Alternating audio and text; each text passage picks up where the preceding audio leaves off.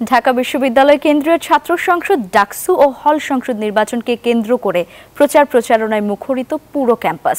প্রার্থীদের প্রচারণায় অন্যরকম আমেজ বিরাজ করছে ঢাকা বিশ্ববিদ্যালয়ে। আগামী 9 সেপ্টেম্বর অনুষ্ঠিতব্য এই নির্বাচনকে ঘিরে প্রার্থীরা ভোটারদের কাছে নিজেদের ইশতেহার তুলে ধরে ব্যালট নম্বরে ভোট চাইছেন। তবে প্রচারণার শুরুতেই আচরণবিধি লঙ্ঘনের পাল্টাপাল্টি অভিযোগ উঠেছে বিভিন্ন প্যানেল ও স্বতন্ত্র প্রার্থীদের বিরুদ্ধে। এদিকে আজ থেকে আচরণবিধির ব্যাপারে সক্রিয় ও কঠোর ভূমিকায় থাকবে নির্বাচন কমিশন গঠিত টাস্ক ফোর্স।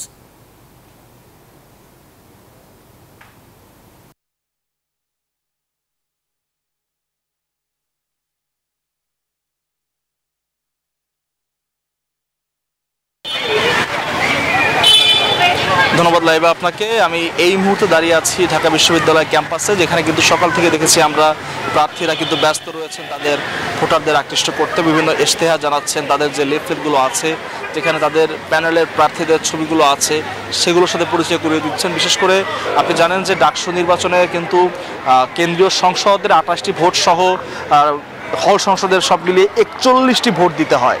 তো সেক্ষেত্রে বেশিরভাগ প্রার্থী খেয়াল রাখেন যেন তার যে ভোটার রয়েছেন সেই ভোটার যেন তার ব্যালট নাম্বারটি মনে রাখেন, কারণ 41টি ভোট সেখানে কিন্তু প্রায় 471 জন প্রার্থী।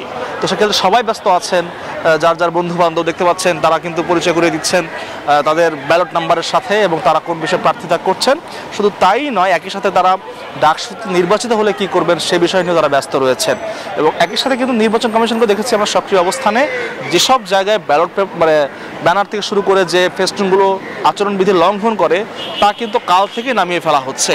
এ বিষয়ে আমাদের সাথে কথা হয়েছে প্রার্থীদের সাথেও। তারা বলছেন যে আচরণবিধি থেকে শুরুর দিকে কিন্তু কোনো রকম স্পষ্ট ধারণা না দেওয়ার কারণে তারা কিন্তু এই বিষয়ে নিশ্চিত নয় যে আসলে কতটুকু কী করা যায় এবং কোন ধরনের ব্যানার লাগানো যায়, ফেস্টুন লাগানো যায়। সেক্ষেত্রে কিন্তু শুরুর দিকে কয়েকজন ভুল করলেও এই মুহূর্তে সকাল থেকে কিন্তু আমরা ক্যাম্পাসে এখন পর্যন্ত কোনো ব্যানার বা ফেস্টুন দেখিনি, যেগুলো গত দুদিন ধরে ঝুলেছিল বিভিন্ন জায়গায়।